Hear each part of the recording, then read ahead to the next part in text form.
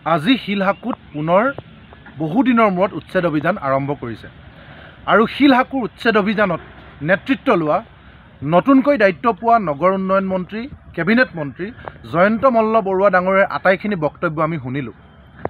আমি আজি 3 বছৰ পূৰ্বে যেতিয়া শিলহাকুত চৰকাৰে GMDয়ে উচ্ছেদ চলাইছিলে তেতিয়া আমি এই উচ্ছেদ কিয় বৈষম্যমূলক, কেনেকৈ আচলতে হিম্মত সিংকাৰ 17 মহলীয়া আইডিয়েল হিল ভিউ, ৰতন টাটাৰ জিঞ্জাৰ, বদৰুদ্দিন আজমলৰ হামজা প্ৰপাৰ্টিজ প্ৰাইভেট লিমিটেড আৰু ICM বা অমিয় কুমাৰ দাস ইনষ্টিটিউটকে ধৰি এই আটাইবিলাক প্ৰতিষ্ঠান কেনেকৈ ৰক্ষণাবেক্ষণ দিয়া হৈছে আৰু বিপৰীতে কেৱল সাধাৰণ মানুহৰ জুপুৰি ভাঙি কেনেকৈ বানমুক্ত গুৱাহাটী গঢ় দিয়াৰ সপোন দেখা হৈছে, এই গোটেই কথা বতৰাবিলাক ৰাইজৰ আগত দাঙি ধৰিছিলোঁ।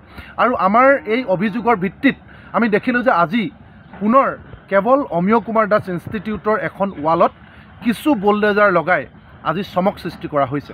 আমাৰ জয়ন্ত মল্ল বৰুৱা ডাঙৰীয়ালৈ প্ৰশ্ন, যিগৰাকী মন্ত্ৰী আজি সন্মুখৰ পৰা নেতৃত্ব দিছে উচ্ছেদ অভিযানৰ, আমি আপোনাক পোনপটীয়াকৈ প্ৰশ্ন সুধিব বিচাৰিছোঁ যে গুৱাহাটীৰ বুকুতে থকা হিম্মত সিংকাৰ 17 মহলীয়া আইডিয়েল হিল ভিউ ভঙাটো দূৰৰে কথা, নামটো উচ্চাৰণ কৰিবৰ কাৰণে আপোনাৰ সাহস নহ'ল কিয়?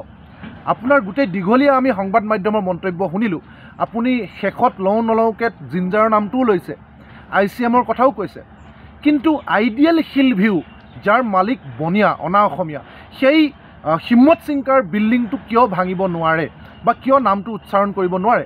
আমি জয়ন্ত মল্ল বৰুৱা ডাঙৰীয়াৰ লগতে মন্ত্ৰী হিমন্ত বিশ্ব শৰ্মা ডাঙৰীয়াকো সুধিব বিচাৰিছোঁ, অসমৰ মাননীয় মুখ্যমন্ত্ৰী, যে কিয় আচলতে আপোনালোকে খেনুক দেখি ৰন্ধা বঢ়া খেনুক দেখি দুৱাৰ বন্ধা নীতি লয়। আৰু আমাৰ দ্বিতীয় প্ৰশ্ন হৈছে যে আপুনি স্পষ্টকৈ জয়ন্ত মল্ল বৰুৱা ডাঙৰীয়াই কৈছে যে এই ইনষ্টিটিউটবিলাক হোটেল মেনেজমেণ্ট, ICM বা অমিয় কুমাৰ দাস ইনষ্টিটিউট বা যদি ভাঙিব লগা হয় জিঞ্জাৰ হোটেল, তেওঁলোকক বিকল্প ঠাইত ইতিমধ্যে সংস্থাপন দিয়া হৈছে আৰু নিৰাপদে আটাইবিলাক সামগ্ৰী সকলোবিলাক অনিষ্ট নোহোৱাকৈ নিৰাপদ জেগালৈ চৰকাৰে ঠিক কৰি দিয়া নিৰাপদ ঠাইলৈ নিবৰ কাৰণে সুবিধা দিয়া হ'ল।